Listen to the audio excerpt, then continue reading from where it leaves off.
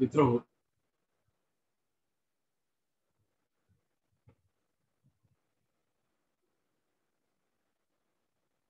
आवाज येतोय, बोला. हा शरीव गायत्री सिंग मॅडम जॉईन झालेत. हा हा हा हा ठीक आहे. तर आपण मागील 3 दिवसापासून आज 3रा दिवस आहे. आपण पहिल्या दिवशी डॉक्टर भालचंद्र कांगो यांचं सर्वच योजनाकर्मी कर्मचाऱ्यांच्या मागण्या, समस्या, पुढे काय करायचं याबद्दल चर्चा केलेली आहे. काल आपण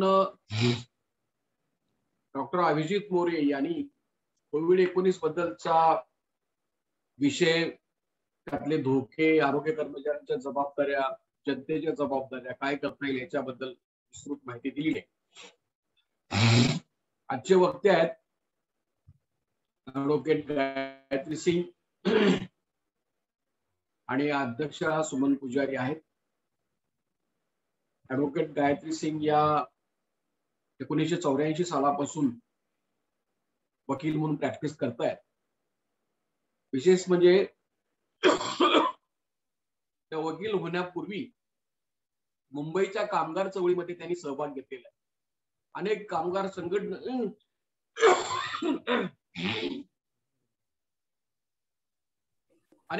संघटनांच्या मध्ये त्या अध्यक्ष होत्या आणि कामगार चळवळीला पुढे नेण्याच्या उद्देशाने त्यांनी कायद्याची पदवी घेतली.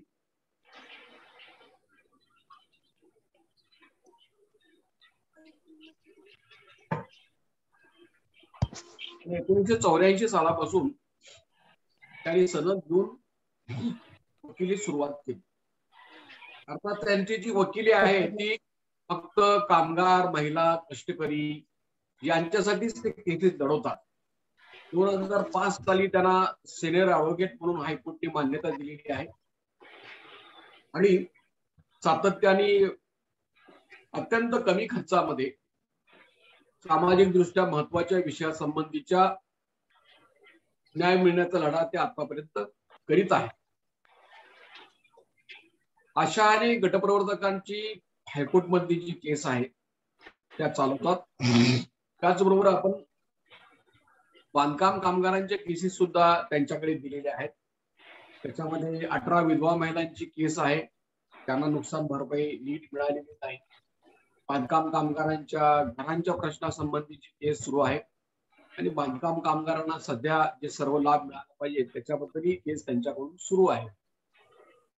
विशेषतः आशा आणि गटप्रवर्तक महिलांची जी केस आहे ती मुंबई उच्च न्यायालयामध्ये आपण जी मागणी केलेली आहे ती मागणी आशा आणि गटप्रवर्तक महिलांना शासकीय कर्मचाऱ्याचा दर्जा मिळाला. आता ही जी मागणी आहे ती काय बेकायदेशीर नाही. म्हणजे या देशामध्ये कायदे आणि अनेक सुप्रीम कोर्टाचे निकाल आहेत की एखाद्या आस्थापनेमध्ये सरकारी निमसरकारी जर सलगपणे 2 वर्ष जर काम केलं असेल तर त्यांना नियमित केलं पाहिजे, कायम केलं. दुसरं असं की ज्या पद्धतीचं काम आहे त्या काम जर शासनाने ठरवून दिलं असेल त्याच्यासाठी जर शासनाने किमान वेतन जाहीर केलं असेल तर ते किमान वेतन त्या कामगारांना द्यायला पाहिजे. मग ते कामगार कायम असतील, कंत्राटी असतील, तात्पुरते असतील, एक दिवस जरी काम केलं असेल तर ते त्यांना द्यावं लागेल. परंतु हे महाराष्ट्र शासन स्वतःच केलेल्या कायद्याची अंमलबजावणी करत नाही. खाजगी कारखाने सोडाच, खाजगी कारखान्यांनी केलं नाही तर आपल्याला एकदा समजू शकेल, परंतु स्वतः सरकारच स्वतःचे कायदे पाळत नाही ही या ठिकाणी स्थिती आहे. त्यामुळे आपण आशा आणि गटप्रवर्तक महिलांची केस दाखल केलेली आहे. अत्यंत अभ्यास करून आणि योग्य पद्धतीने ही केस केलेली असल्यामुळे त्याच्याबद्दल सरकारला उत्तर द्यावं लागत आहे. उत्तर द्यायला विलंब केला म्हणून त्यांना हायकोर्टने आदेश केला होता की जर तुम्ही म्हणणं दिलं नाही तर तुम्हाला 25,000 रुपये दंड करण्यात येईल. तर या केसची जी सगळी प्रक्रिया आहे त्या केस बरोबरच फक्त कायदेशीर लढा याच्याशी मॅडम संबंधित आहेतच, परंतु त्याच्याशिवाय रस्त्यावरची लढाई कशी करायला पाहिजे आणि त्याचं महत्व काय आहे हे सुद्धा त्या सर्व पद्धतीने चांगल्या पद्धतीने जाणून आहेत. तर त्यांना आम्ही फोनवरून विनंती केली की आपण आजच्या बैठकीमध्ये मीटिंगमध्ये मार्गदर्शन करावं. त्यांनी आनंदानं ती बाब स्वीकारली आणि ते स्वतः आता त्या बोलतील, आपल्याला लक्षात येईल. त्या बोलल्यानंतर त्यांना आपल्याला जर काही प्रश्न विचारायचा असेल तर आपण जरूर विचारा आणि अध्यक्षांच्या परवानगीने मी गायत्री सिंग यांना बोलण्यासाठी विनंती करतोय. आजच्या बैठकीमध्ये आमचे नेते उपस्थित आहेत. कॉम्रेड एम ए पाटील की जे या सगळ्या शासनाच्या लढाईबरोबर पुढाकार घेतलेला होता त्यांनी. तर त्यांना मी धन्यवाद देतोय की ते या मीटिंग मध्ये सुद्धा आहेत. आणि मी कॉम्रेड गायत्री सिंग यांना विनंती करतो की त्यांनी आपल्या बोलण्यास सुरुवात करा.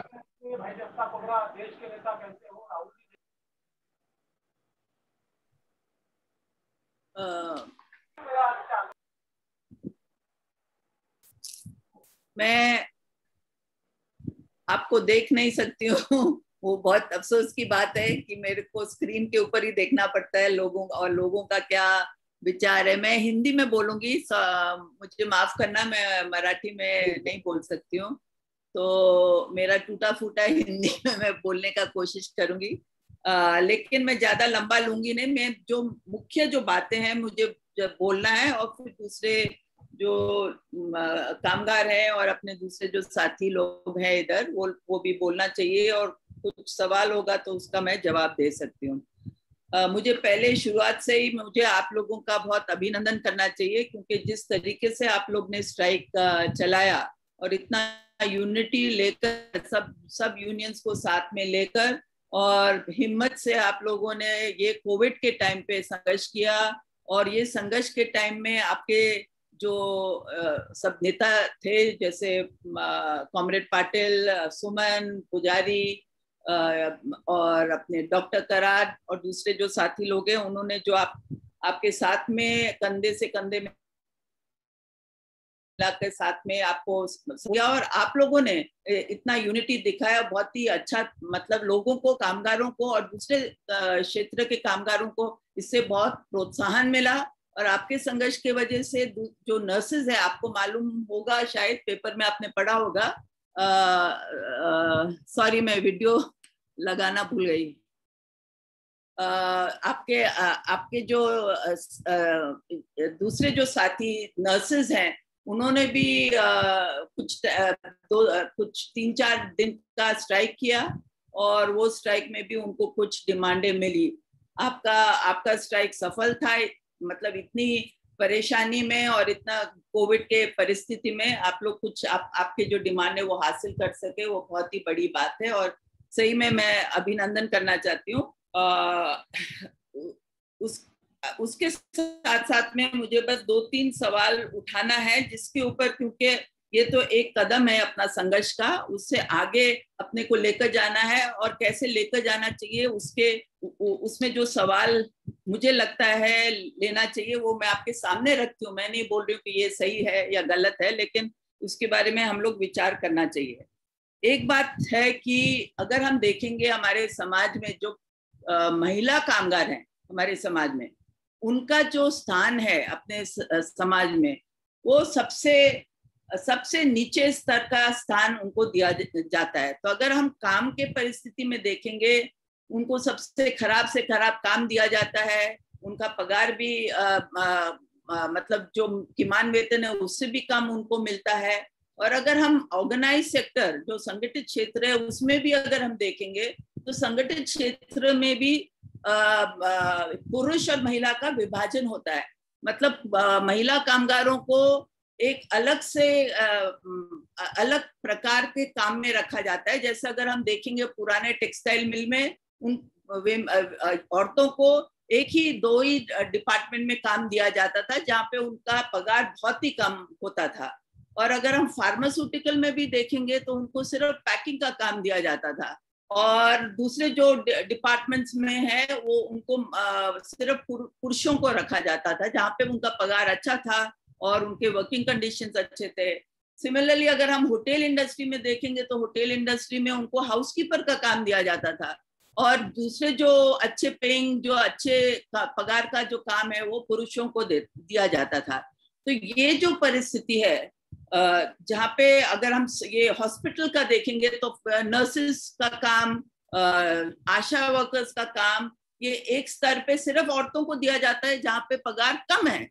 तो आप अगर कंपेयर करेंगे कि औरतों का काम का परिस्थिति, काम का परिस्थिति और पुरुषों का काम का परिस्थिति, उसमें बहुत फर्क और अंतर रहता है। और इसका कारण ये है कि हमारे परिवार, अगर हम फैमिली का बात करेंगे तो हमारा स्थान परिवार में बहुत ही निम्न है। इसका मतलब ये है कि हम जो बोझ है, परिवार को संभालने का जो बोझ है, वो सिर्फ औरतों के कंधे पे लादा जाता है। तो अगर समझो कोई हमारे परिवार में कोई बीमार हो गया या किसी को किसी चीज का जरूरत हो गया, तो सिर्फ औरतों को ही वो काम करना पड़ता है। समझो कोई अपना जो समझो मर्द या कोई बच्चे या कोई अपने इन-लॉज बीमार हो गए और उनको कुछ 24 घंटे का उनका देखभाल कोई करना चाहिए, तो हम लोगों को ही अपना काम छोड़ के वो काम हमको देखना पड़ता है। तो इसका मतलब ये है कि हमारा जो स्थान जो परिवार में है, वो एक बहुत ही मतलब ऐसा औरतों को देखा जाता है कि वो सेवा कर रहे हैं अपने फैमिली के लिए। उनका योगदान, अपना जो भी कुछ अपने जो जरूरत है उनको नजरअंदाज करते हुए हम अपने परिवार के फैमिली मेंबर्स का सेवा करके हम लोग काम कर रहे हैं। और यही जो समझ है, ये अपना फैमिली के बारे में और हमारा जो स्थान फैमिली के अंदर है, परिवार के अंदर है, ये जो समझ है, ये हमारे काम के स्थान के ऊपर लाया गया है। और ये इम्पोर्टेंट बात इसलिए है क्योंकि जो काम हम करते हैं, आप आशा का अगर हम उदाहरण लेंगे तो उसका जो वैल्यू है, अपना काम का जो वैल्यू है, वो बहुत ही कम स्तर पे रखा गया है। और ये जो वैल्यू है, इसका मूल्यांकन जो हमको करना चाहिए, वो मूल्यांकन इसलिए कम है क्योंकि हमारा स्थान फैमिली परिवार के अंदर कम है और वो हमारा इसका नजर हमारे समाज में आता है। तो पहला जो अपना संघर्ष, जो बहुत ही बड़े पैमाने का संघर्ष है, वो है कि हम महिला कामगार जो अलग अलग सेक्टर में, अलग अलग उद्योग में, अलग अलग फैक्ट्रियों में जो काम कर रहे हैं, वो अपना काम का जो मूल्य है, जो वैल्यू है, उसको कैसे हम बढ़ा सकते हैं ताकि हमारा काम का जो परिस्थिति है, हमारे जो पगार है, वो हम बढ़ा सके। ये एक आम मैं उदाहरण देना चाहती हूँ। ये अपना आशा वर्कर खास उनके लिए नहीं है, लेकिन सब महिला कामगारों के बारे में ये बात है। अगर हम आशा वर्कर के पास आएंगे तो आशा वर्कर को भी इस तरीके से देखा जाता है। अभी हम देखेंगे कोर्ट के अंदर या पब्लिक जो आमतौर पे जो सरकार हमको बोलती है, वो क्या बोलते हैं कि आशा वर्कर जो है वो वॉलंटियर्स है, वो वर्कर नहीं है, वो वॉलंटियर्स है जो अपने मन में मर्जी से वो काम कर रहे हैं। उनके पास दूसरा भी काम है, वो काम छोड़ के अपना थोड़ा सा टाइम इधर निकाल के वो आशा वर्कर का काम वो कर रहे हैं। तो वॉलंटियर्स है और एक्टिविस्ट है, मतलब कार्यकर्ता है, और वो कार्यकर्ता के रूप में वो त्याग कर रहे हैं, मतलब त्याग करके वो पब्लिक को की सेवा कर रहे हैं। इसलिए उनको जो पैसा मिलता है वो पगार नहीं दिया जाता है, उनको ऑनरेरियम दिया जाता है।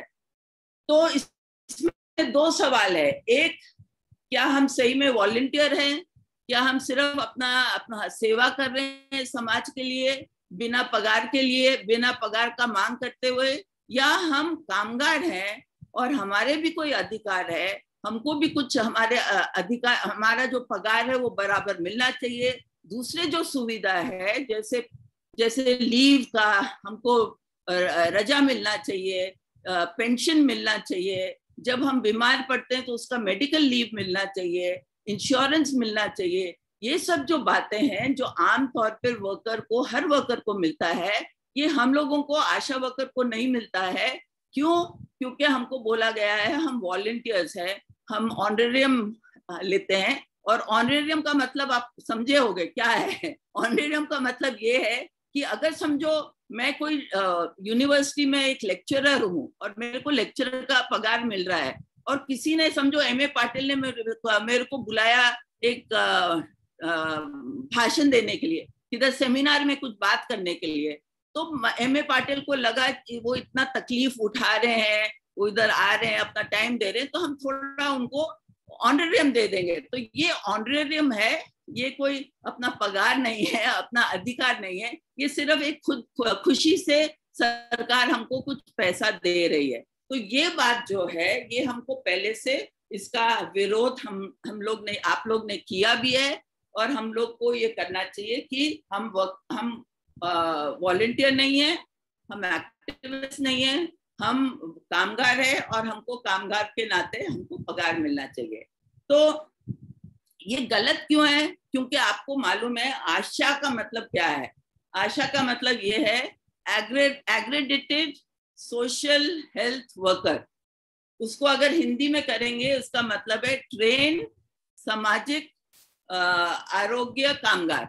बराबर बराबर पुजारी, मेरा जो मराठी, इसका मतलब है कि हम ट्रेंड है, मतलब हमको कुछ ट्रेनिंग दिया गया है, और हम ये जो काम कर रहे हैं ये एक हेल्थ वर्कर के नाते हम ये काम कर रहे हैं। हमारा को नाम आशा का दिया है, लेकिन हमको हमारे से जो बर्ताव किया जाता है वो आशा का बर्ताव नहीं किया जाता है, लेकिन एक वॉलंटियर के नाते से। तो पहला बात है कि हमको हमारे संघर्ष में, हमारे जो भी हम लेटर, हम रिप्रेजेंटेशन देते हैं, जो भी कुछ हम डिमांड करते हैं, उसमें हम पहला बोलना चाहिए कि हम वर्कर हैं, हम वॉलंटियर नहीं है, हम ऑनरेरियम नहीं लेते हैं, हमको पगार मिलना चाहिए, और हम आशा वर्कर, जो आप ही खुद हमको ये नाम दिया है, जो NHM ने ये नाम दिया है, हम आशा वर्कर हैं।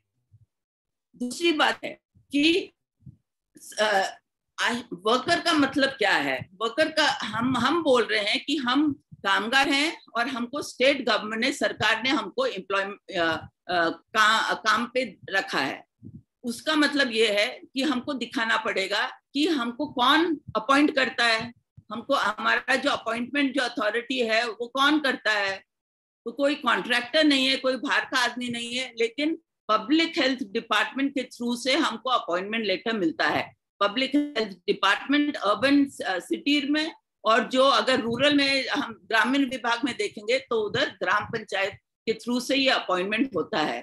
तो जो भी हमको अपॉइंटमेंट दिया जाता है, अगर हम वॉलंटियर होते थे तो हमको अपॉइंटमेंट लेटर देने का जरूरत ही नहीं है, हम खुद अपने आप से जाते थे उनके पास, सरकार के पास, उनको बोलते थे हम सेवा करने के लिए तैयार है, और हमको उधर काम दिया जाता था। लेकिन हमको अपॉइंटमेंट लेटर दिया गया है, और ये भी सरकार, राज्य सरकार ने हमको अपॉइंटमेंट दिया है, इसलिए हम राज्य सरकार के एम्प्लॉइज है। दूसरी बात ये है कि जो पगार हमको मिलता है वो कोई कॉन्ट्रैक्टर नहीं देता है, कोई बाहर का व्यक्ति नहीं देता है, लेकिन वो पगार केंद्र सरकार, राज्य सरकार से आता है।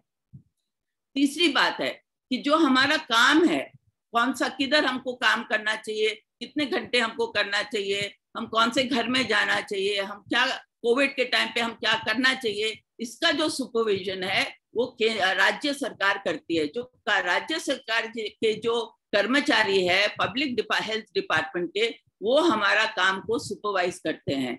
और चौथा बात ये है कि अगर समझो हमने कुछ गलती किया, कुछ काम में कुछ गलती हो गया, या काम कम हमने प्रोडक्शन दिया, या हम उधर किसी के घर पे नहीं जा सके, तो फिर उसके ऊपर कार्रवाई कौन करता है?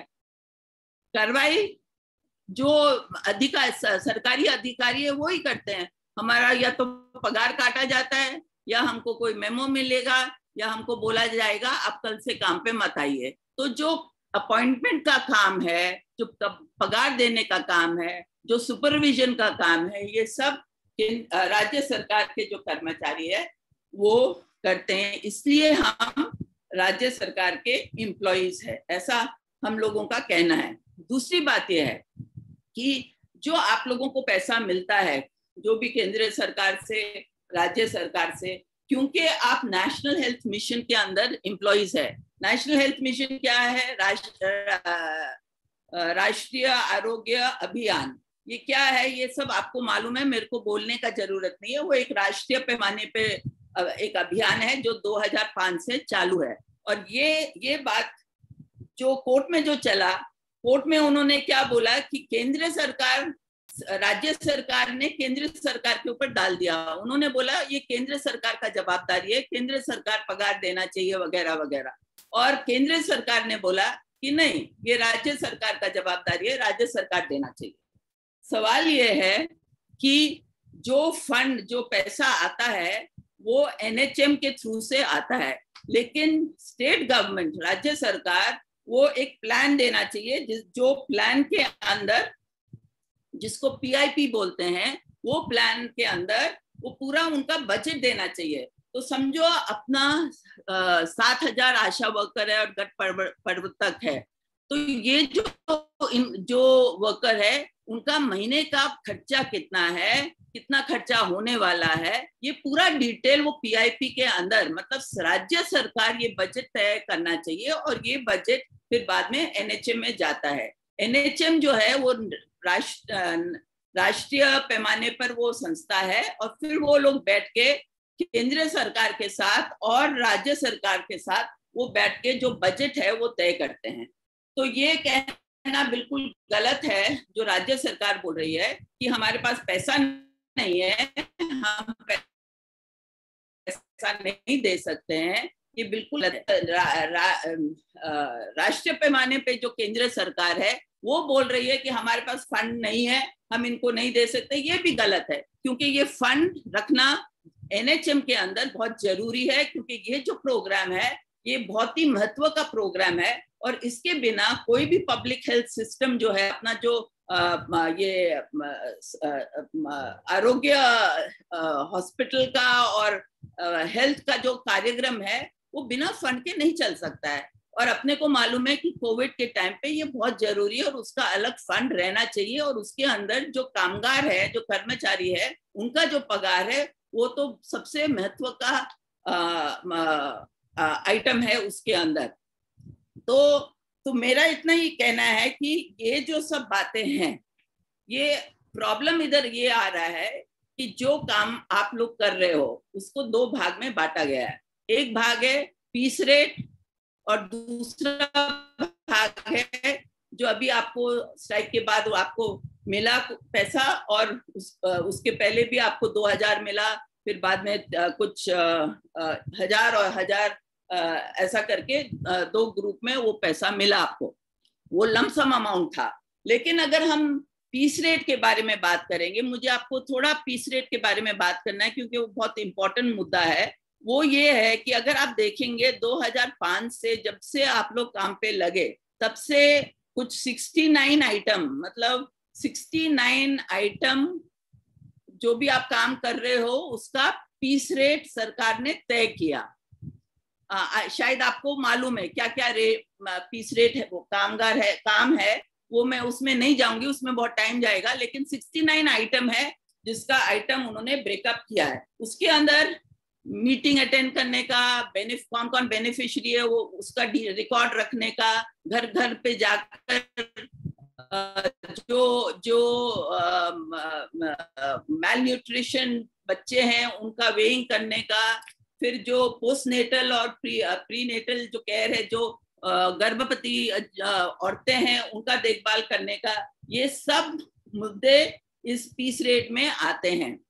आप लोग जो पीस रेट जो उन्होंने फिक्स किया, ऐसा मेरा मानना है कि जो पीस रेट फिक्स किया है वो बहुत ही पुराने जमाने का पीस रेट उन्होंने फिक्स किया था।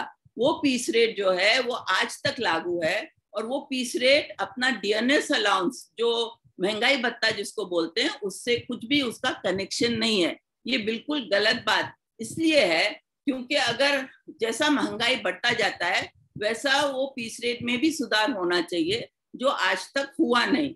ये जो मुद्दा है, ये मैं नहीं बोल रही हूँ कि आप लोग मुझे लगता है कि ये बड़े पैमाने पे आगे चलकर आगे का जो लड़ाई है उसके संदर्भ में हम ये सवाल उठाना चाहिए कि जो पीस रेट है उसका रेट भी बदलना चाहिए।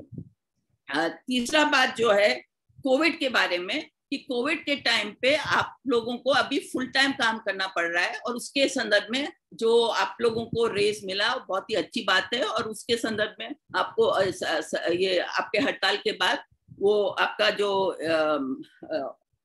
पगार था वो उसमें मैं पगार बोल रही हूँ, वो ऑनरेरियम बोलते हैं, वो उसमें बढ़ोतरी हुआ।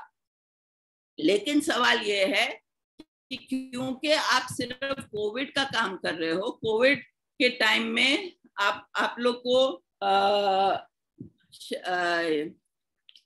एक था कि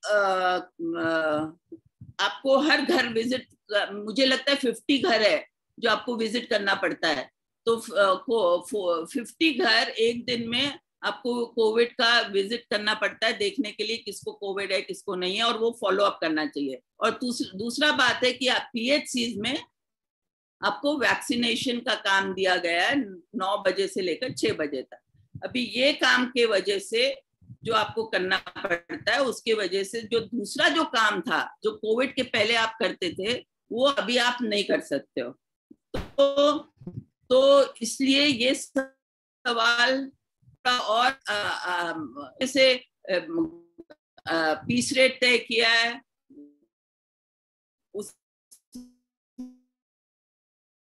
प्रॉब्लम है, और आगे चलकर जो मेरे को ये इस संदर्भ में बोलने का है कि किमान वेतन के बारे में अभी अगर हम देखेंगे, और मैं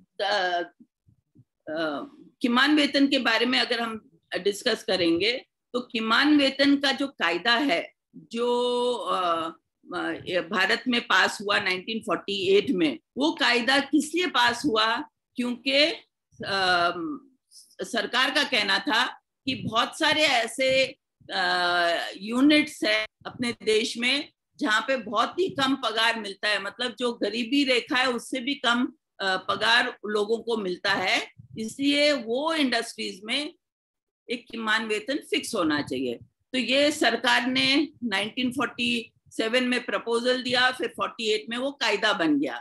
तो सिर्फ ऐसे बहुत ही कम इंडस्ट्रीज है जिसमें किमान वेतन का जो सवाल है, वो किमान वेतन वो इंडस्ट्री में लागू होना चाहिए। आपको मैं उदाहरण दूंगी, जैसे छोटे छोटे इंजीनियरिंग यूनिट है, या जो प्लास्टिक इंडस्ट्रीज है, या ये अपना डिस्पेंसरीज है, हॉस्पिटल्स है, वगैरह वगैरह, उसमें उन्होंने फिक्स किया है किमान वेतन, और किमान वेतन के साथ बेसिक जो पगार है वो, और DA उन्होंने फिक्स किया है। वो DA साल में 2 बार बदली होता है। मतलब अगर समझो ये जून महीने में अगर अपना जो कॉस्ट ऑफ लिविंग है, मतलब जो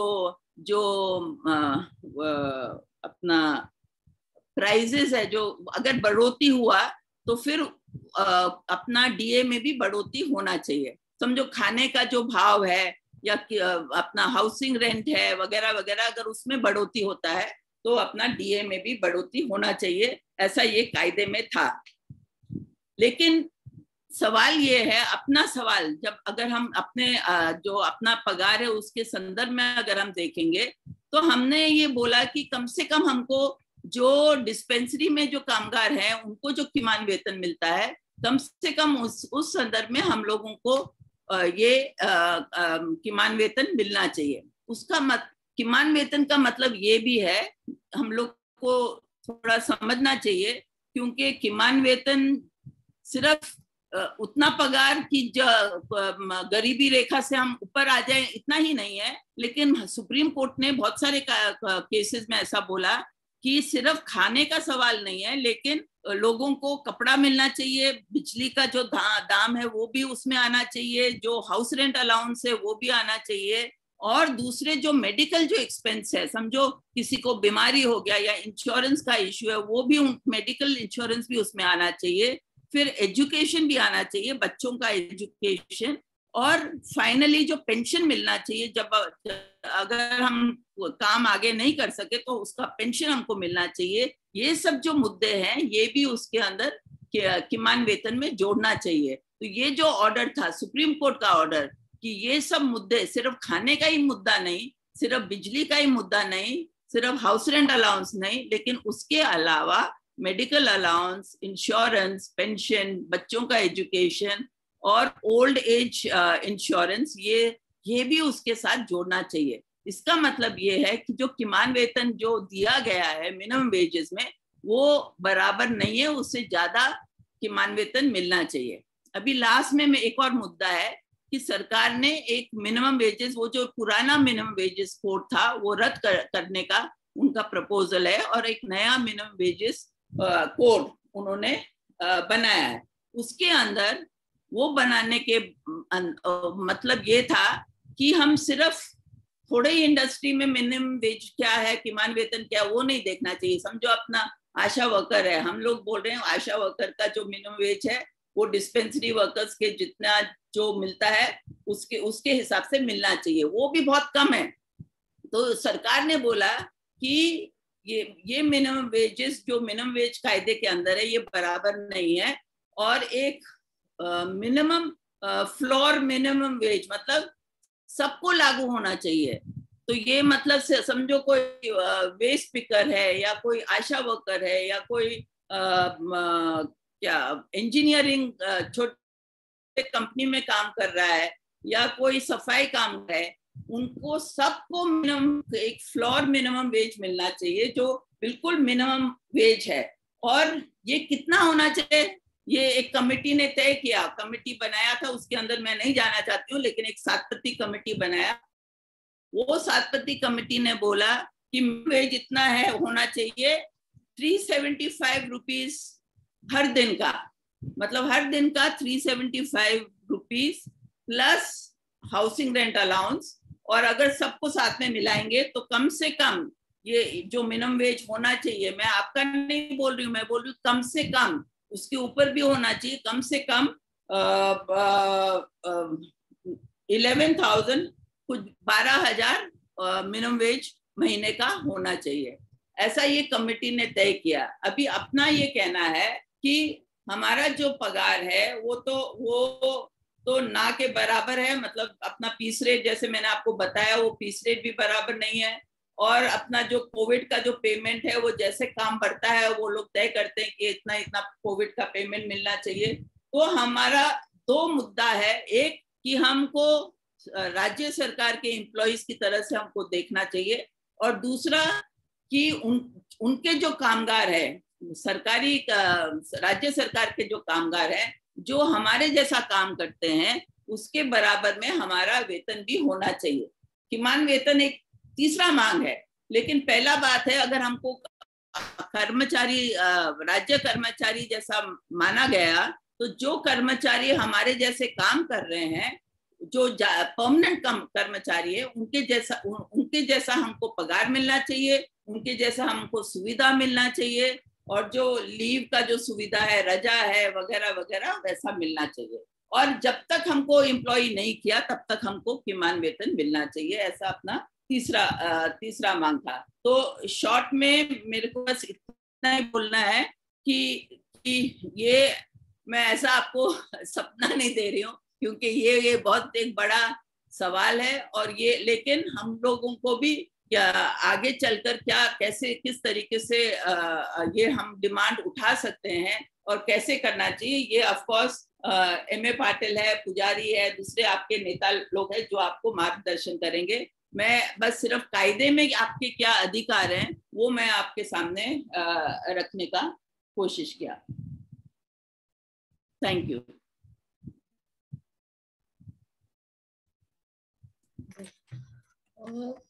कुणाला मॅडमनी अत्यंत हिंदीमध्ये जरी त्या बोलल्या असल्या तरी अत्यंत सोप्या भाषेमध्ये त्यांनी जे काही कायद्यामध्ये जी तरतूद आहे आशा वर्करांच्या बद्दल किंवा इतर कर्मचाऱ्यांच्या बद्दल आणि किमान वेतन काय आहे या सगळ्या गोष्टी त्यांनी आपल्याला व्यवस्थित सांगितलेल्या आहेत आणि सोप्या भाषेमध्ये सांगितलेले आहेत।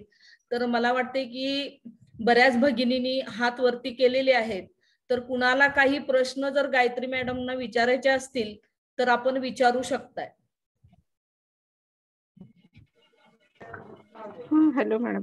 हाँ बोल madam. Hello madam,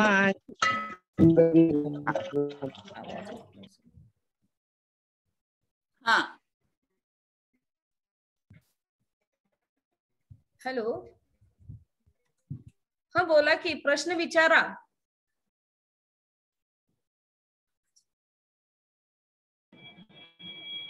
hello ma'am. हा बोला, आवाज येतोय तुमचा.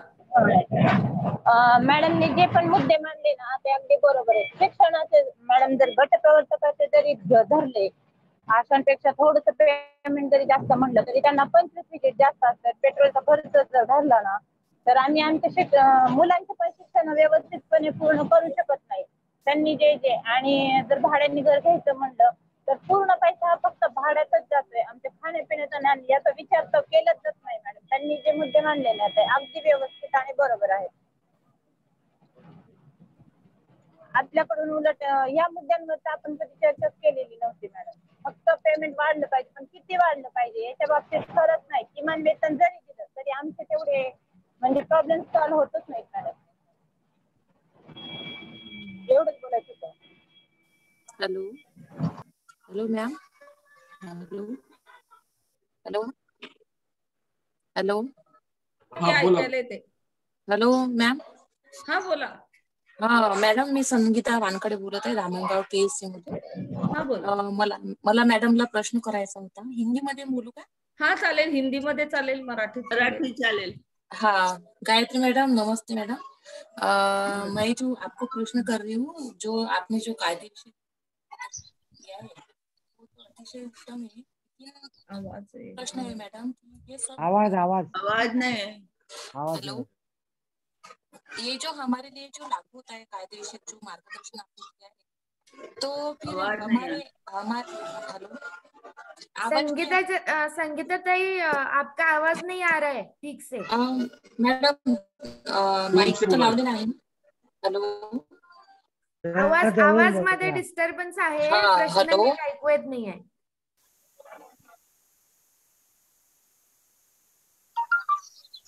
हेलो हेलो, आता येते का मॅडम? हा येते, बोला बोला, आता येते, बोला. हेलो, हाँ बोला बोला बोला.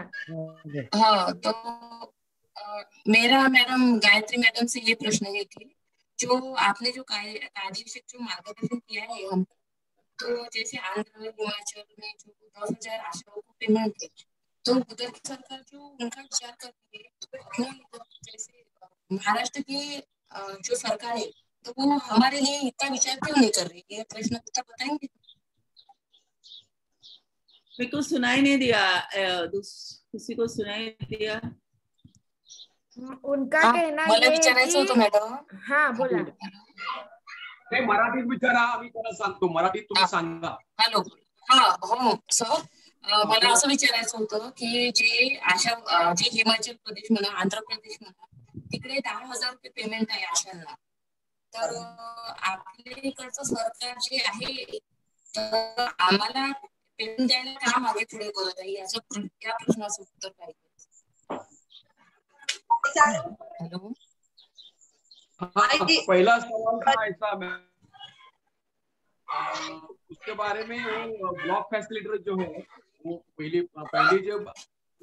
पहले जिसने बोला वो PF है, और उनका सवाल था कि उनके बारे में जो बातें हैं के बारे में।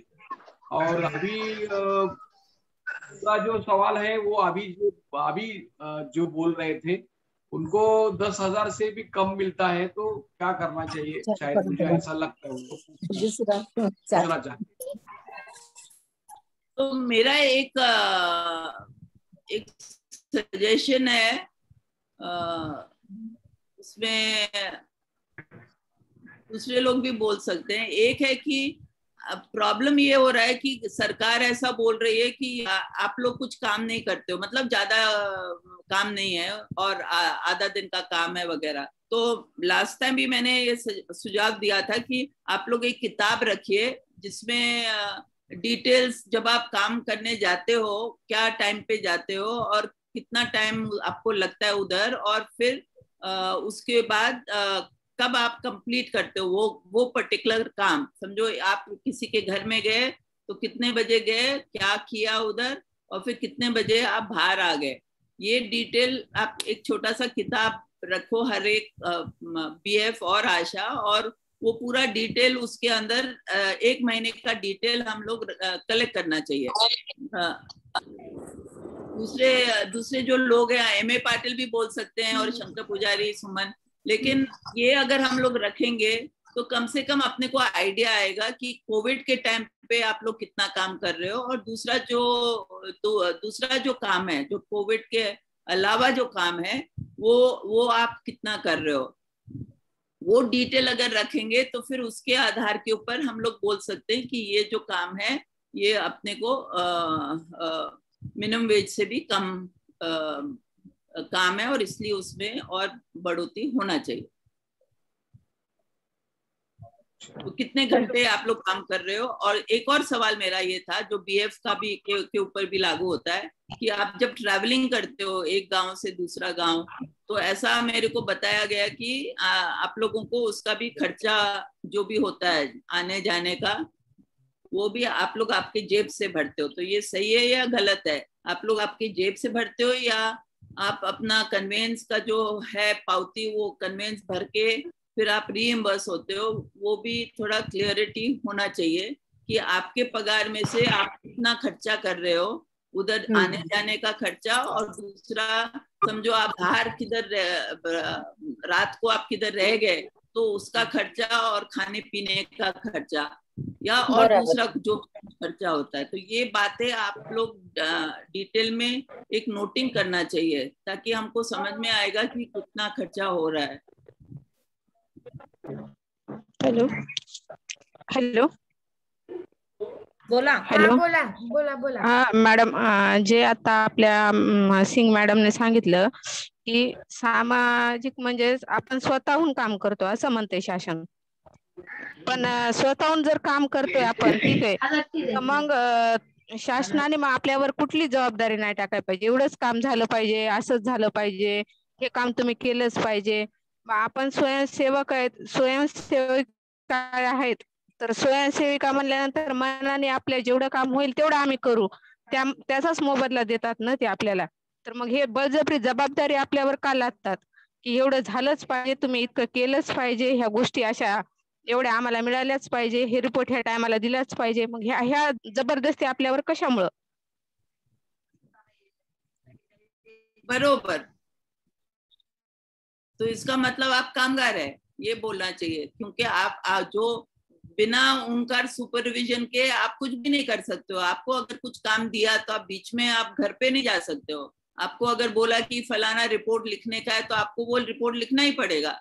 अगर समझो आपको बोला वो घर में जाने का, जिसको कोविड हो गया, आपको जाना पड़ेगा। अगर आप बोलेंगे कि हमको डर है, हमको हमारा परिवार में किसी को कोविड हो जाएगा, फिर भी आपको जाना पड़ेगा। तो जो इंश्योरेंस आपको मिलना चाहिए वो भी अभी तक मुझे मालूम नहीं है वो लागू हुआ है या नहीं आपको इंश्योरेंस, क्योंकि आशा वर्कर को फ्रंटलाइन वर्कर माना गया है। तो उसका मतलब ये है कि इंश्योरेंस जो फ्रंटलाइन वर्कर को मिलता है वैसा इंश्योरेंस आप लोग को भी मिलना चाहिए। अगर मुझे लगता है कि पाटिल और शंकर पुजारी बोलना चाहिए कि क्या इंश्योरेंस के बारे में क्या परिस्थिति है।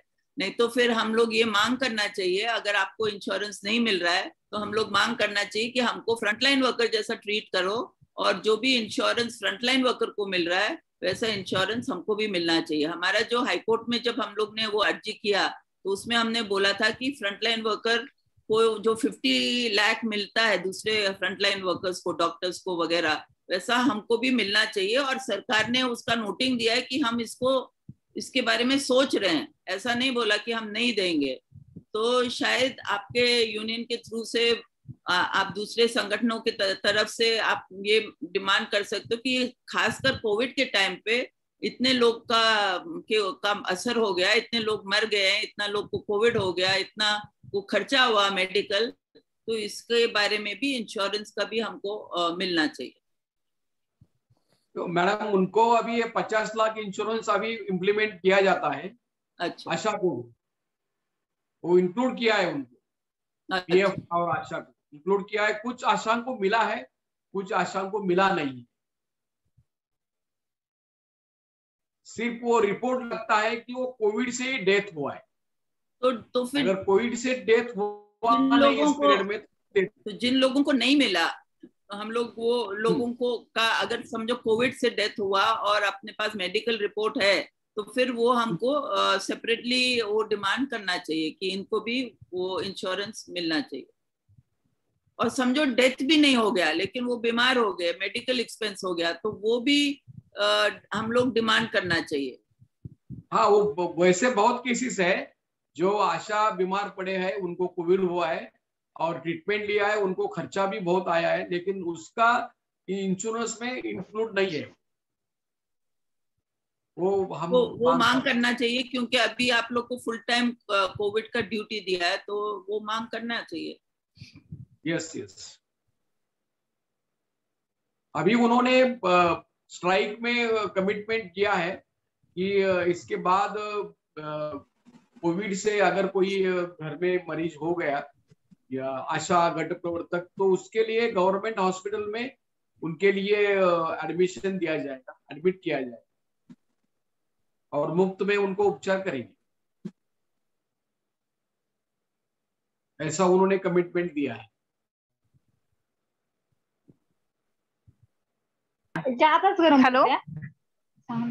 हॅलो, हा बोला, आवाज येते, बोला. हा नमस्ते सर मॅडम. काही नाही, मला हे सांगायचंय, गटप्रवर्तकांचं जे आहे ना विषय, आता सध्या गटप्रवर्तक 18,975 येण्या जाण्याकरता ते 300 रुपये देता येतं. आत्ताच जर पेट्रोलचं महागाई पाहिली आपण तर 101, 110 असं पेट्रोल झालेलं आहे. आणि जे त्यांनी गाडीचं पण हे केलेलं होतं, स्कूटी देण्यात यावी, ते पण काही अजूनपर्यंत काही त्यांनी त्याची तरतूद केलेली नाही. आणि प्रत्येक गावाला म्हणजे प्रत्येक वेळेस आशांच्या गावाला 20 भेटी करायच्या आहेत गटप्रवर्तकांनी. जर तेवढ्या 20 भेटी केल्या तरच त्याचं मानधन दिलं जातं, नाहीतर मग याच्या व्यतिरिक्त गटप्रवर्तकांना काहीच दिलं जात नाही. म्हणजे आपलं जर समजा आशांचं जर काही जर वाढून आलं, एखादी स्कीम आली, त्याच्यामध्ये जर गटप्रवर्तकांचा जर उल्लेख असेल तरच गटप्रवर्तकांना मिळतं. तसं गटप्रवर्तकांना आशांचं जेवढं काम असतं तेवढं सगळं आशांचं फॉलोअप घ्यावं लागतं, सगळं काम करावं लागतं. पण स्पेसिफिक जर त्यांनी गटप्रवर्तकांचा जर उल्लेख जर केला नाही तर मग गटप्रवर्तकांना काहीच मिळत नाही.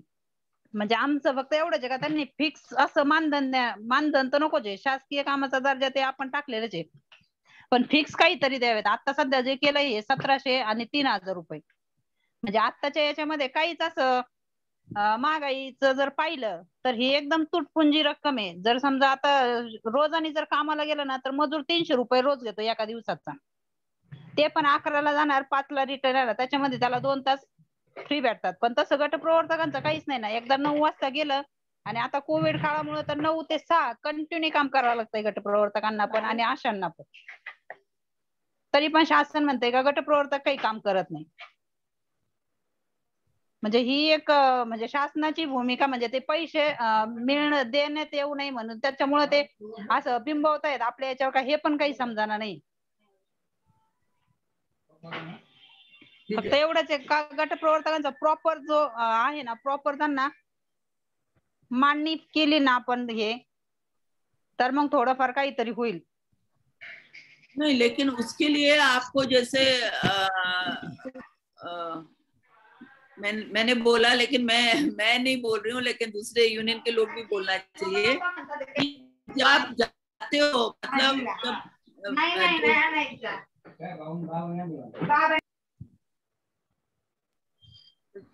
आता भी जो सर्वे आलाय ना कुष्ठरोगाचा आणि टीबीचा. हॅलो, असं करा सुमन, या प्रश्नाचं उत्तर अगोदर होऊ द्या, मग दुसरा प्रश्न घ्या. चालेल, ठीक है. मैडम मैं अभी थोड़ा मैं बीच में बोलता हूँ.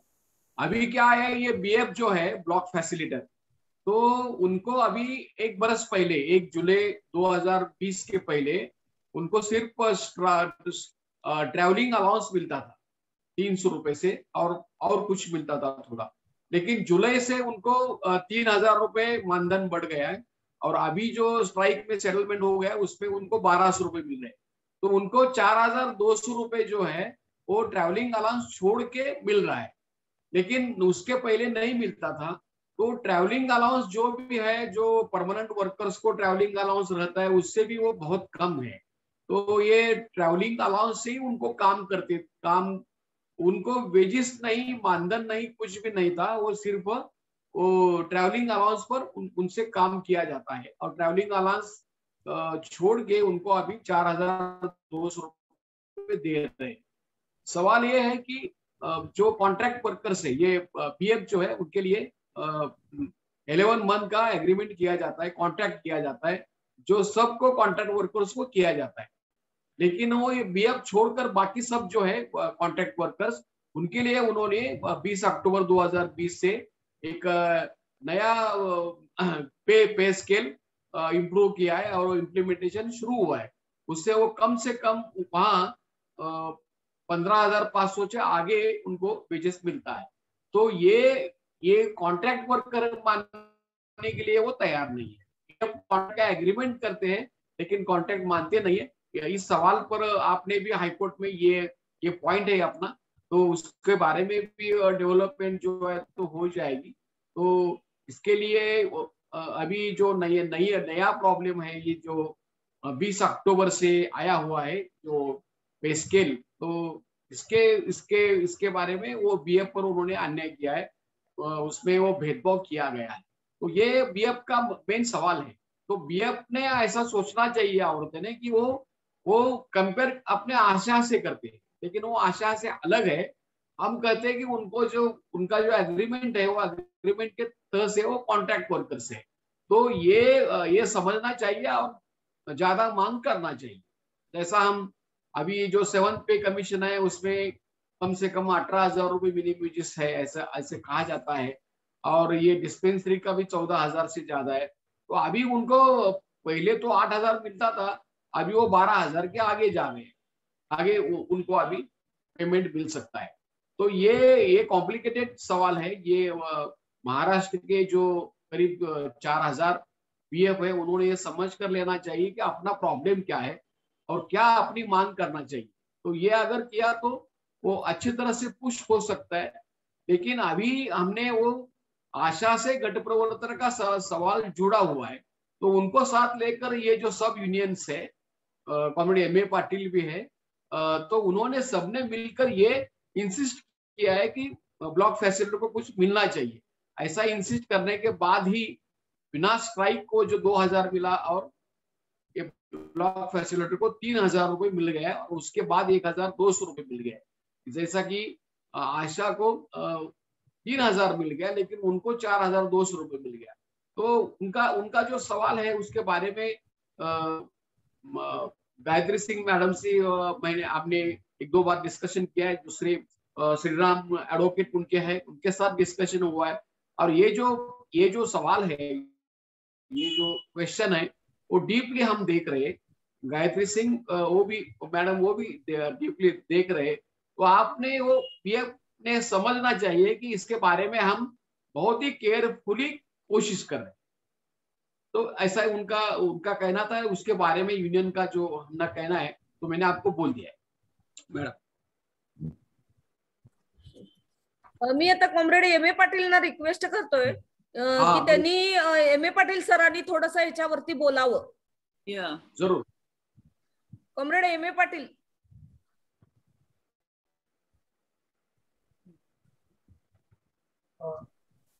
गायत्री सिंग जी नमस्कार। नमस्ते। नमस्ते। फार छान सगळं समजावून सांगितलं। एक अवघड विषय सोप्या शब्दामध्ये लोकांना समजावून सांगितलं आणि लोकांना विश्वास यायला हरकत नाही की तुम्ही सगळे मुद्दे रिकलेक्ट करणं सुद्धा अवघड असतं। आम्ही दररोज डील करतो, तुम्हाला कागदपत्र पाहून तुम्ही डील करता, पण सगळे मुद्दे तुमच्या ध्यानात आहेत। फारच छान तुम्ही सांगितलं। कॉम्रेड पुजारी, कॉम्रेड सुमन पुजारी हे चांगली संघटना चालवतात आणि लोकांच्या जागृती होण्याच्या दृष्टीनं त्यांनी हा काही जो उपक्रम केला तो चांगला केलाय, त्याच्याबद्दल त्यांचं मनपूर्वक अभिनंदन। अशाने संप चांगला लढला अतिशय प्रतिकूल परिस्थितीमध्ये। हे दिवस काही संपाचे नाहीत, परंतु कृती समितीने ते धाडस केलं। वर्तमानपत्रांनी, मीडियानी सगळ्यांनी चांगली साथ दिली। आणखीन हे काही यश मिळालं ते यश उल्लेखनीय यश आहे. म्हणजे काही लोकांना ते कमी पण वाटतं, पण ज्या पद्धतीने आशांची प्रगती होत चाललेली आहे ती तशी बरी आहे असं मानणारा मी आहे. 3 वर्षापूर्वी या लोकांना 500 रुपये मिळत होते, त्याच्यानंतर 1500 रुपये वाढले, त्याच्यानंतर 2000 रुपये वाढले, त्याच्यानंतर आता 1000 रुपये वाढले आणि पुढल्या वर्षी 500 रुपये वाढणार आहे. त्याचा काय रेट ऑफ ग्रोथ जो आहे हा तसा बरा आहे असं आताच्या काळामध्ये म्हणायला हरकत नाही. परंतु तुम्हाला आशांना सातत्याने लढावं लागेल. जसं आतापर्यंत तुम्ही लढत आलेले आहात तसं सातत्यानं लढलात तर तुमची चांगल्या प्रकारे प्रगती व्हायला काय हरकत नाही. आणि त्या संबंध लढण्याला सपोर्ट म्हणून कॉम्रेड गायत्री सिंग यांचे जे प्रयत्न चाललेले आहेत, जसं कॉम्रेड शंकर पुजारी किंवा मी जसं रस्त्यावर उतरून काम करणारे लोक आहोत तसं कॉम्रेड गायत्री सिंग या कोर्टात आमच्यासारखाच लढणाऱ्या लोक आहेत. जे फरक एवढाच आहे की आम्ही रस्त्यावर लढतो आणि गायत्री सिंगजी कोर्टात लढतात आणि त्या फार चांगली केस तुमची चालवतील तर चांगल्या अपेक्षा ठेवायला काही आपल्याला हरकत नाही. गायत्री सिंग यांच्या विद्वत्तेबद्दल कुशलतेबद्दल कोर्टामध्ये ज्या पद्धतीनं बाजू मांडतात त्याच्यामुळं याच्यामध्ये त्यांचं त्या चळवळीच्या मित्र आहेत. थोडक्यामध्ये तुम्हाला जर सांगायचं झालं तर त्या चळवळीच्या मित्र आहेत. आणखीन आपल्याला चांगले काही निर्णय मिळेल अशी आपण आशा करूया. आणखीन काय संप चांगला लढला त्याच्याबद्दल तुमचं खूप खूप अभिनंदन. हा काळ काय संप करण्याचे नव्हते, फार दडपण होती आणि त्याच्यामध्ये तुम्ही यशस्वी झाला. परत एकदा तुम्हाला सर्वांचं अभिनंदन करतो. आणखीन मी थांबतो. धन्यवाद. कॉम्रेड राजू देसले आहेत. कॉम्रेड राजू देसलेंनी पण बोलावं असे मी त्यांना विनंती करते. त्यापूर्वी कॉम्रेड M.A. पाटील यांनी थोडक्यात अतिशय महत्वाचे मुद्दे मांडून मार्गदर्शन केले. त्याच्याबद्दल आम्ही आपल्या सर्वांच्या वतीने त्यांना धन्यवाद आभार मानतो. तर कॉम्रेड राजू देसले बोलावेत. उदय चौधरी आहेत, त्यांना नंतर बोलायचं असेल ठीक आहे. कॉम्रेड राजू देसले. आत्ताच आपल्याला ऍडव्होकेट ज्येष्ठ कामगारांच्यासाठी केसेस लढणाऱ्या ज्येष्ठ सहकारी नेत्यांनी जे आपल्याला मार्गदर्शन केलं त्याच्यामुळे नक्कीच सर्वांना आशांना गटप्रवर्तकांना त्याची माहिती मिळाली. कामगारांसाठी सातत्याने लढणाऱ्या गायत्री सिंग ताईंचं आपल्या सगळ्यांच्या वतीने आभारी व्यक्त करतो. आज कॉम्रेड M.A. पाटील याच्यामध्ये सहभागी झाले त्यांचे मनपूर्वक स्वागत आणि आभारी मानतो. आणि आत्ताच आपण यशस्वी संप सर्व पद्धतीने एकत्रित केल्याची आपले अनेक सहकारी याच्यात जोडले गेलेत. आशा गटप्रवर्तक सर्व मोठ्या संख्येने सहभागी झालेत आणि कॉम्रेड शंकर पुजारी, कॉम्रेड सुमनताई पुजारी आपण जो पुढाकार घेऊन एक प्रबोधनाचं आणि चळवळीचं आपण सातत्याने व्याख्यानाचं आयोजन करून एक आपण आशांना एक सर्व अर्थाने माहिती देण्याचा प्रयत्न करण्यामध्ये पुढाकार घेत आहेत. याबद्दल आयटेकच्या वतीने संघटनेच्या वतीने आपले आभारी व्यक्त करतो. आणि याच पद्धतीने आपण जी माहिती आहे जे पुढच्या काळातली आपली लढाई आहे याची जाणीव या निमित्ताने आशा आणि गटप्रवर्तकांना होईल. किमान वेतनाचा प्रश्न असेल, आशांचं गटप्रवर्तकांच्या मोबदल्याचा मुद्दा असेल, याची जाणीव या निमित्ताने निर्माण होते आहे. आणि येणाऱ्या काळात महाराष्ट्रात न्यायालयीन लढाई आपल्या नेतृत्वाखाली आणि सर्व कृती समितीच्या नेतृत्वाखाली रस्त्यावरची लढाई आपण करूया. आणि या ठिकाणी आता जे मार्गदर्शन झालं याबद्दल मी आभार व्यक्त करतो. आणि त्या सहभागी झालेल्या सर्व आशा आणि गटप्रवर्तकांच्या महाराष्ट्रातील सर्वांना मनपूर्वक त्यांना विनंती करतो की आपण या पुढच्या काळात अधिक संघटित व्हावं आणि या पुढच्या काळात सर्व चळवळीमध्ये भागीदारी करावी.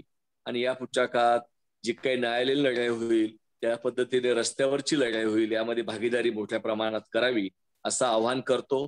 आणि संप काळात लढणाऱ्या सर्व आशा भगिनींचं, गटप्रवर्तकांचं आणि नेतृत्व करणारे कॉम्रेड M.A. पाटील आणि सर्व सहकारी नेत्यांचं, कॉम्रेड शंकर पुजारी असतील, सर्व संघटनांचे पदाधिकारी असतील, एक चांगल्या प्रकारची लढाई आपण सामुदायिक नेतृत्वाने लढली.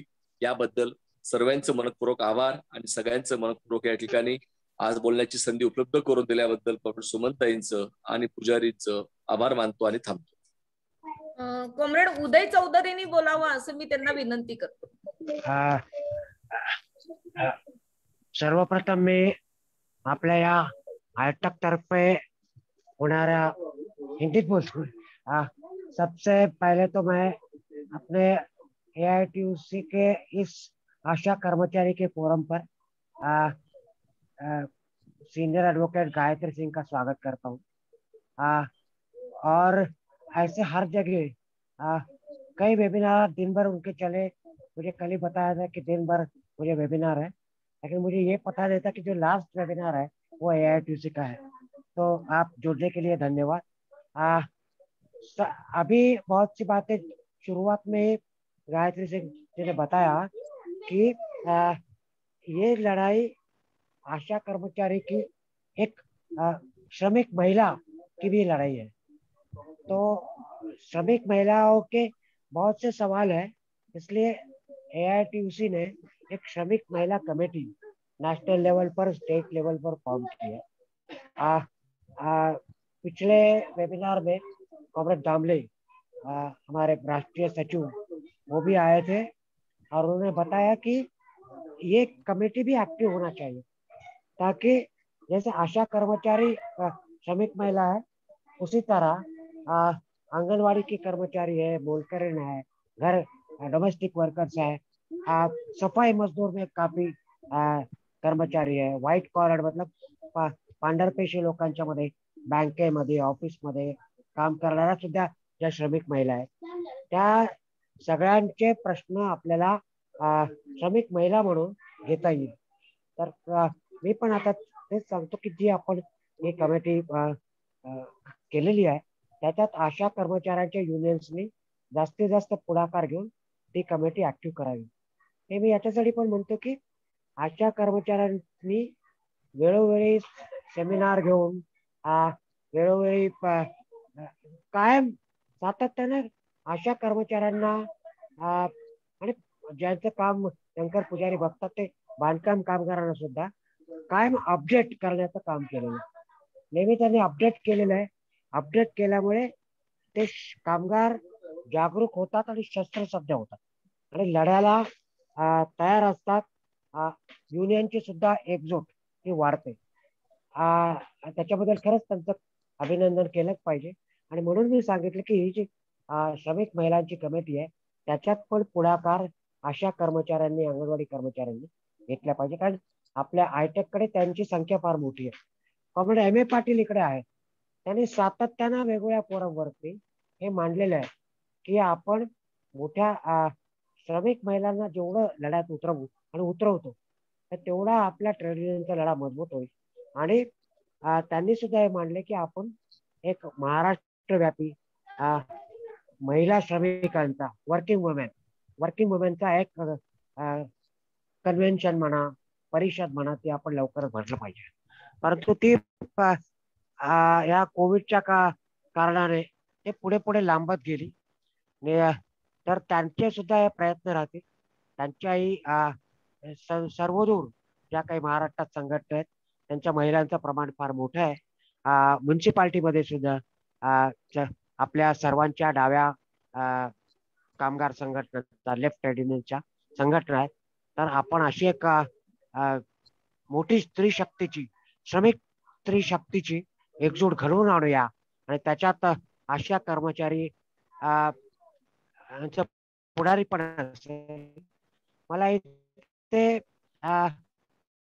लता विषय पण आलेल्या दिसतात.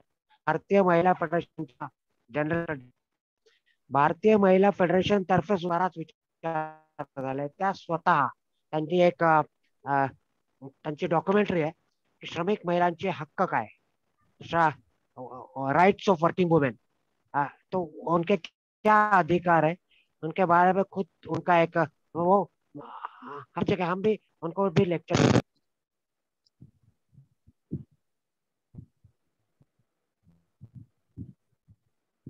म्यूट झाले कॉम्रेड.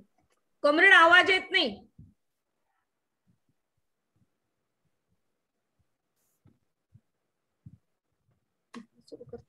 अनम्यूट करा. म्यूट झालं तुमचं माईक. हा ओके, आता आला. 1-2 मिनिटासाठी म्यूट झाला होता.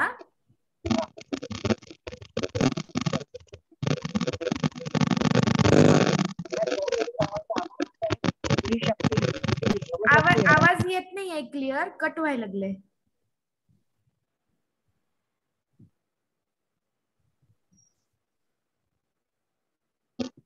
हॅलो, हा आता येतोय.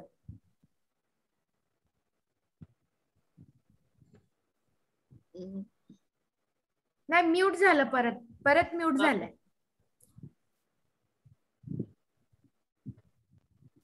ठीक आहे, मी थांबतो. हॅलो. हा ओके. धन्यवाद कॉम्रेड उदय चौधरी. खरंच आज गायत्री सिंग मॅडमच्या मीटिंगसाठी doctor M A Patil sir, Raju Desale sir यांनीही खूप चांगल्या पद्धतीनं मार्गदर्शन केले, त्याबद्दल त्यांचेही धन्यवाद. आणि मी खरंच की आशा आणि गटप्रवर्तकांची एकी असणं महत्वाचं आहे. आणि आपला लढा हा आताचा जो काही 15 तारखेचा संप झाला, त्या संपामध्ये आशा आणि गटप्रवर्तकांनी महाराष्ट्रामधल्या सगळ्याच्या सगळ्या एकी दाखवली आणि आपण एक दटून लढाई केली. त्यामुळं फुलने फुलाची पाकळी आज आपल्याला मिळालेली आहे. की बऱ्याच जणांच्या कमेंट्स अशा आलेल्या आहेत की आम्हाला किमान वेतनाप्रमाणे पगार मिळाला पाहिजे, सरकारी कर्मचाऱ्याचा दर्जा मिळाला पाहिजे. तर ह्याच्यासाठी आपल्याला रस्त्यावरची लढाई ही करावीच लागणार आहे. आणि त्याचबरोबर आपल्याला कोर्टाची ही लढाई आपल्याला सुरू ठेवावी लागणार आहे.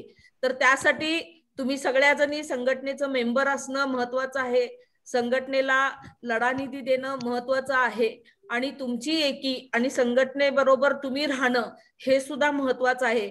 आपले प्रश्न सोडवायचे असतील तर आपली युनियन आपली ताकद असते आणि ती ताकद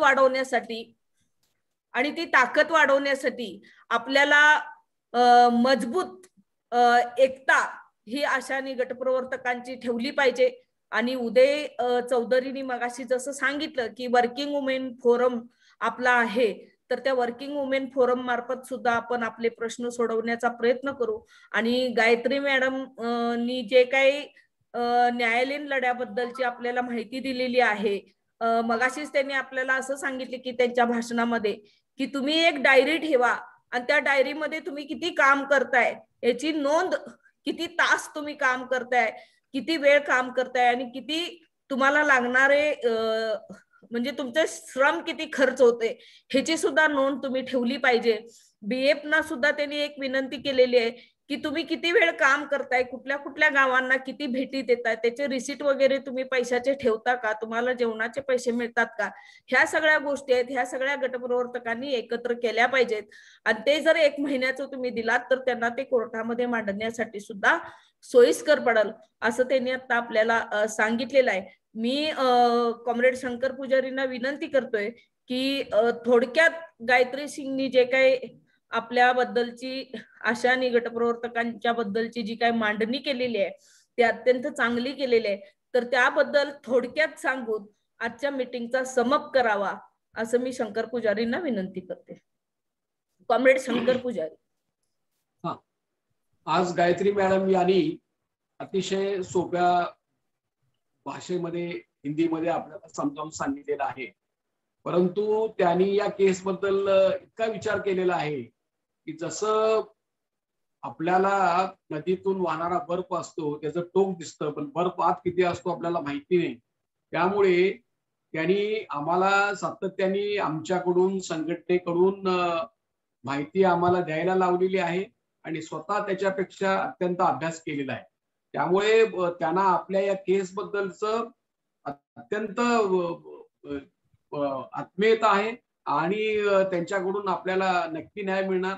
एक गोष्ट आपल्याला लक्षात येईल की आपण सरकार विरुद्ध केस केलेली आहे, सरकारच्या म्हणण्याविरुद्ध केस केलेली आहे आणि कोर्टाने काही केस आमची काढून टाकली नाही की तुम्ही काहीतरी सांगताय, पण ती दाखल करून घेऊन सरकारला ज्या विचारायचं काम चालू आहे त्याच्यातली प्रक्रिया सुरू आहे ते आपल्याला नंतर सांगण्यात येईल.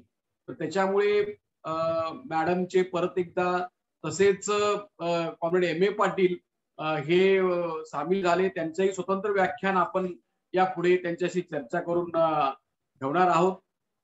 कॉम्रेड राजू देसले सामील झाले, उदय चौधरी सामील झालेले आहेत. आणि विशेषतः आम्ही हे जे ऑनलाईन मिटिंग करतोय त्याच्यामध्ये 450 पर्यंत महाराष्ट्रातल्या महिलांचा सहभाग एका दिवशी झालेला आहे. आणि हे आम्हाला करणं शक्य चळवळीच्या कामामध्ये दोघांनाही शक्य नव्हतं.